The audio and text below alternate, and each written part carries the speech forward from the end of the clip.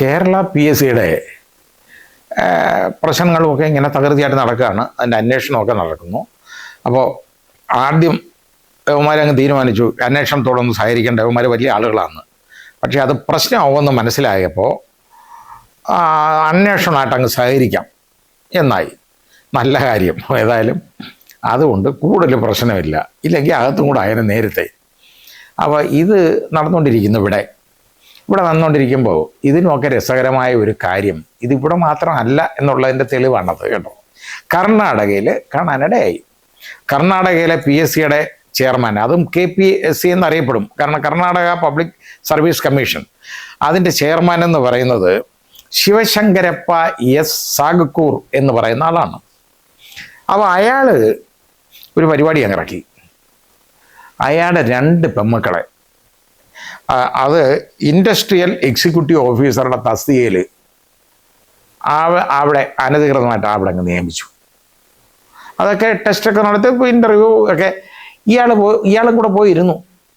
ഈ എക്സാമിനേഷൻ്റെയും ഇൻ്റർവ്യൂവിൻ്റെയും എല്ലാ നടപടിക്രമങ്ങളിലും ഇയാൾ പിൻവാങ്ങാതെ ഇയാളുടെ മക്കളുണ്ടായിട്ട് പോലും ഇയാൾ അതിനകത്ത് പാർട്ടിസിപ്പേറ്റ് ചെയ്തു, റെഡിയാക്കി, ഊർജ്ജസ്വലതയോടു കൂടി നിന്നു. ഈ 2 എണ്ണത്തിനെ അങ്ങ് ജോലിക്കാക്കിയത് മാത്രമല്ല, അതിനകത്ത് ഒരു പ്രശ്നം, ഇയാളുടെ മൂത്ത മകളാണെങ്കിൽ ചെയ്ത പണി എന്ന് പറഞ്ഞു കഴിഞ്ഞാൽ, ഇയാൾക്ക് ഇപ്പം ഏതാണ്ട് 1.5 ലക്ഷത്തിൽ കൂടുതൽ ശമ്പളം ഉണ്ടല്ലോ, 2 ലക്ഷത്തോളം ശമ്പളമുണ്ട്, രൂപ ശമ്പളമുള്ളതാണ്. അപ്പോൾ അയാളുടെ മൂത്ത മകൾ അതിൻ്റെ വരുമാനം കാണിച്ചത് എത്രയെന്നറിയും? 40,000 രൂപയാണ്.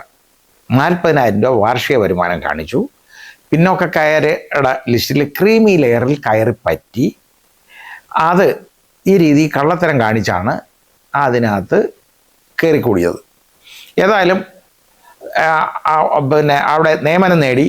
ഇൻഡസ്ട്രിയൽ എക്സിക്യൂട്ടീവ് ഓഫീസർ, നല്ലൊരു പോസ്റ്റാണ്, അതിലേക്ക് നിയമനമൊക്കെ നേടിക്കഴിഞ്ഞപ്പോഴത്തേക്ക് ഇതിൻ്റെ പരാതി ഉണ്ടല്ലോ, നല്ല രീതിയിൽ ഇതിൻ്റെ പരാതി ജനങ്ങൾ ഗവർണർക്ക് അയച്ചു. അപ്പോൾ ഇത് പലർക്കും അറിഞ്ഞൂടാ, ഈ പരാതി കൊടുക്കേണ്ട ആർക്കാന്ന് ഗവർണർക്കേ കൊടുക്കാൻ പറ്റുള്ളൂ. ഗവർണർക്ക് പരാതി കൊടുത്തു. അല്ല സർക്കാരിന് കൊടുത്തിട്ട് വലിയ കാര്യമൊന്നും, മന്ത്രിക്ക് കൊടുത്തുകൊണ്ടൊന്നും കാര്യമൊന്നുമില്ല. മന്ത്രിക്ക് കൊടുത്താൽ അത് ഗവർണർക്ക് അയക്കാനേ ഒക്കുള്ളൂ, ഫോർവേഡ് ചെയ്യാനേ പറ്റുള്ളൂ. അപ്പോൾ ഗവർണർക്ക് പരാതി കൊടുത്തു. ഗവർണർ അവിടെ താവർചന്ദ് ഗെലോട്ട് ആണ് അവിടുത്തെ ഗവർണർ. താവർചന്ദ് ഗെലോട്ട് എന്ന് പറയുന്ന ആളാണ്.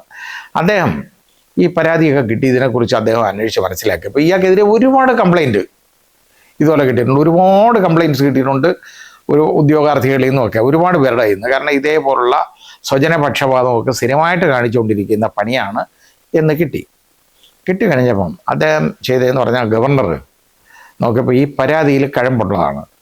ഇയാളെ അവിടെ ഇരുത്തിക്കൊണ്ട് ഉള്ള ഒരു ഇൻവെസ്റ്റിഗേഷൻ, അന്വേഷണം, ഒരു എൻക്വയറി എന്ന് പറയുന്നത് പോസിബിളല്ല.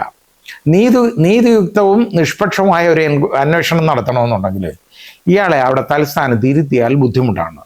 അതുകൊണ്ട് ഗവർണർ അദ്ദേഹത്തിൻ്റെ അധികാരം ഉപയോഗിച്ച് ഇയാളെ അങ്ങ് സസ്പെൻഡ് ചെയ്തു, പുറത്താക്കി. സസ്പെൻഡ് ചെയ്തിട്ടുണ്ട്, അയാൾ സസ്പെൻഷനിലാണ്. എന്നിട്ട് KPSCയിലെ മുതിർന്ന, അതായത് സീനിയർ മോസ്റ്റ് ആയിട്ടുള്ള മറ്റ് മെമ്പർക്ക് ഒരാൾക്ക് അതിന് PSC ചെയർമാൻ്റെ ചാർജും കൊടുത്തു. അങ്ങനെ ചെയ്തു ആണ് അവിടെ ആ പരിപാടി അങ്ങനെയാണ് നടത്തിയത്. അങ്ങനെ ഇതിന് ശേഷം ഗവർണർക്ക് ഇയാളെ പിരിച്ചുവിടാനുള്ള പവറില്ല. പിരിച്ചുവിടാനുള്ള പവർ എന്ന് പറയുന്നത് യഥാർത്ഥത്തിൽ അതായത് ഗവർണർ പ്രസിഡന്റിനെ റെഫർ ചെയ്യണം. അതായത് പ്രസിഡന്റ് അടുത്ത് പിന്നെ റെഫർ ചെയ്തേ പറ്റുള്ളൂ, റെക്കമെൻഡ് ചെയ്യണം. പ്രസിഡന്റിനെ അടുത്ത് റെഫർ ചെയ്യണം. എന്തിനാണെന്നറിയോ? സുപ്രീം കോടതി ജഡ്ജിക്ക്, അതായത് ഒരു സുപ്രീം കോടതിക്ക് ഈ മാറ്റർ റെക്കമെൻഡ് ചെയ്യണം.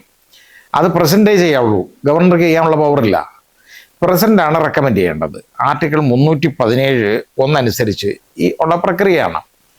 അപ്പോൾ പ്രസിഡന്റിൻ്റെ അടുത്ത് ഗവർണർ പ്രസിഡന്റിൻ്റെ അടുത്ത് റെഫർ ചെയ്യണം. ഇത് പ്രസിഡന്റ് സുപ്രീം കോടതിക്ക് ഇത് റെഫർ ചെയ്യണം. എന്നിട്ടൊരു സുപ്രീം കോടതി ജഡ്ജാണ് ഇതിൻ്റെ എൻക്വയറി നടത്തേണ്ടത്. ആ എൻക്വയറി സുപ്രീം കോടതി ജഡ്ജ് എൻക്വയറി പൂർത്തിയാക്കി ഒരു റിപ്പോർട്ട് ഇത് പ്രസിഡന്റ് കൊടുക്കണം. എന്നിട്ട് പ്രസിഡന്റ് വേണം ഈ പറയുന്ന ഇയാളെ അവിടുന്ന് സർവീസിൽ നിന്ന് റിമൂവ് ചെയ്യേണ്ടതാണെങ്കിൽ റിമൂവ് ചെയ്യേണ്ടത്, അതായത് ഡിസ്മിസ് ചെയ്യേണ്ടത്. അങ്ങനെ മാർഗമുള്ളൂ, അതാ ചെയ്യേണ്ടത്. ആ നടപടിക്രമങ്ങളാണ് ഇവിടെ നടക്കുന്നത്. അപ്പോൾ ഇവിടെ 2-3 കാര്യങ്ങളുണ്ട്. ഒന്ന്, ഇയാൾ സ്വജനപക്ഷപാതം കാണിച്ച് ഇയാളുടെ മക്കൾക്ക് 2 ഇതേപോലെ ജോലി ഉണ്ടാക്കി. അത് മാത്രമല്ല, ഇയാളതും കൂടെ അറിഞ്ഞുകൊണ്ടാണ് 40,000 രൂപ വരുമാനം മാത്രം കാണിച്ചുകൊണ്ട് വരുമാന സർട്ടിഫിക്കറ്റ് കളവായിട്ടുണ്ടാക്കി ക്രീമി ലെയറിനകത്ത് കയറിപ്പറ്റി. അവിടെ പിന്നോക്കക്കാരുടെ ക്രീമി ലെയർ കയറിപ്പറ്റിയാണ് ആ കോട്ടയിൽ നിന്ന് ഇവിടെ ഉദ്യോഗം വാങ്ങിച്ചേക്കുന്നത്. ഇത് നാട്ടുകാരും അറിയത്തില്ലെന്ന് വിചാരിച്ചു. അതാണ്. പക്ഷേ ഈ ജനങ്ങളുണ്ടല്ലോ, അവിടുത്തെ ഉദ്യോഗാർത്ഥികൾ, അവർ നോക്കിയിരുന്നപ്പോൾ ഇയാളുടെ 2 പെമ്മക്കൾക്കാണ്. ഒരെണ്ണത്തിനായാലും നമുക്കിത് കളയായിരുന്നു, മിടുക്കിയായതുകൊണ്ട് കിട്ടി എന്ന് പറയാം. ഇത് 2 ഇയാളുടെ മക്കൾക്ക്. അപ്പോൾ ഇതിനകത്ത് നമ്മൾ നോക്കണം, ഇതിൻ്റെ സംശുദ്ധി ആരും സംശയിക്കത്തില്ലേ? ഈ പ്രക്രിയയുടെ ഇതിൻ്റെ വിശ്വാസ്യത എന്തെങ്കിലും ഉണ്ടോ ഇതിന്? ഒന്നുമില്ല. ഇത് അതായത് വേലി വിളവ് തിന്നുന്നു എന്ന് നമ്മൾ പറയുന്നവരാണ് ഇവിടെ. അതായത് PSC നോക്കണം, ഒന്നുമില്ല നോക്കണം. അയാൾ ചെയ്യേണ്ടിയിരുന്നത് എന്താണ്? അയാളുടെ മക്കളെ അപ്ലൈ ചെയ്യാൻ പാടില്ലെന്ന് ഞാൻ പറയുന്നില്ല. അയാൾ അതിൽ നിന്ന് ഒഴിഞ്ഞിരിക്കണം. അയാൾ എൻ്റെ മക്കളാന്ന് പോലും പറയരുത്. അതായത് പറഞ്ഞു കഴിഞ്ഞാൽ അതിനകത്ത് വീണ്ടും താല്പര്യം വരും, മറ്റു മെമ്പേഴ്സിനെ ഇയാളുടെ മക്കളല്ലേ എന്നുള്ളൊരു തോന്നൽ വരും. അതും പാടില്ല. എൻ്റെ ബന്ധുക്കളൊക്കെ ഇതിനകത്തുള്ളതുകൊണ്ട് ഞാൻ ഇതിൽ നിന്ന് റെക്യൂസ് മൈസെൽഫ്, ഞാൻ ഇതിൽ നിന്ന് മാറി നിൽക്കുകയാണ് എന്ന് പറഞ്ഞ് അയാൾ അതിൽ നിന്ന് ഒഴിവായി നിന്നിട്ട് വേണം ഈ നിയമന പ്രക്രിയ നടത്താൻ. അല്ലെന്നുണ്ടെങ്കിൽ അയാൾ ഇത് വെളിവാക്കണം, ഇയാളുടെ ബന്ധുക്കൾ ഉണ്ട്, അതുകൊണ്ട് അയാൾക്ക് പറ്റുന്നതല്ല, ചെയ്യാൻ ഒക്കത്തില്ല എന്ന് പറഞ്ഞ് ഇയാൾ അതിൽ നിന്ന് വിട്ടു നിൽക്കണം, നിർബന്ധമായിട്ടും മാറി നിൽക്കണം. അതിന് പകരം ഇയാൾ അങ്ങനെ മാറി നിൽക്കാതെ ഇയാളും കൂടെ ചേർന്നുകൊണ്ട് ഈ പ്രക്രിയയിൽ ആദ്യം മുതൽ അവസാനം വരെയുള്ള ഈ തിരഞ്ഞെടുപ്പ് പ്രക്രിയയിൽ മുഴുവൻ ഇയാൾ പാർട്ടിസിപ്പേറ്റ് ചെയ്തു. ഇത് ഇവിടെ നിന്നല്ല. അപ്പോൾ ഇവിടെ കേരളത്തിലുണ്ടാകുന്നത് മാത്രമല്ല, കേരളത്തിൽ ഇതിപ്പോൾ അയാളുടെ മക്കൾക്കാണ് കൊടുത്തേക്കുന്നത്. കേരളത്തിൽ അതുമല്ല, ഇവൻ്റെയൊക്കെ രാഷ്ട്രീയം ഉണ്ടല്ലോ, ഇവനൊക്കെ രാഷ്ട്രീയക്കാരാണ്. അവൻ്റെയൊക്കെ രാഷ്ട്രീയത്തിൽപ്പെട്ട ആളുകൾക്ക് നോക്കുമ്പോൾ അതിലെ രാഷ്ട്രീയ ഗുണ്ടകൾക്ക് മുഴുവൻ ഇവിടെ അപ്പോയിൻമെൻറ്റ് കൊടുക്കും. ആ രീതി ഏതെങ്കിലും വിധത്തിൽ അവർ റെഡിയാക്കി വളച്ചേരിച്ചും കൊടുക്കും. അപ്പോൾ എന്താ കാര്യം എന്നറിയാമോ? ഇവർക്ക് എന്നും ഒരു വിധേയത്വമാണ് ഈ പാർട്ടിയുടെ അടുത്ത്. പലരും പറയുന്ന ഏതാണ്? അതെ, ഈ പാർട്ടി ചേർന്ന ജോലി കിട്ടും. അതാണ് കാര്യം. ആ പാർട്ടി ചേർന്ന് ജോലി ഉണ്ടാക്കണം. ഇങ്ങനെ ജോലി ഉണ്ടാക്കുന്നതാണോ വേണ്ടത്? അങ്ങനെ ജോലി ഉണ്ടാക്കുന്നവന്മാരുള്ളിടത്ത് അവരെയൊക്കെ അവോയ്ഡ് ചെയ്യണം ആളുകൾ. അതിപ്പോൾ കേരളത്തിലെ ജനങ്ങൾ കാണിച്ചു കൊടുത്തല്ലോ എന്തുവാണെന്ന്. കാരണം ഇതേപോലുള്ള വഴിവിട്ട പിൻവാതിൽ നിയമനങ്ങൾ, ആ പിൻവാതിൽ നിയമനങ്ങൾ കൂടാതെ ഇതേപോലുള്ള സ്വജനപക്ഷപാതമൊക്കെ PSCയിൽ ഇരുന്നുകൊണ്ട് കാണിക്കുക. അതിനും ഒക്കെ ആളുകൾ ചുട്ട മറുപടി കൊടുത്തു. കർണാടകയിലായാലും ഇത് ആളുകൾ ശ്രദ്ധിക്കും.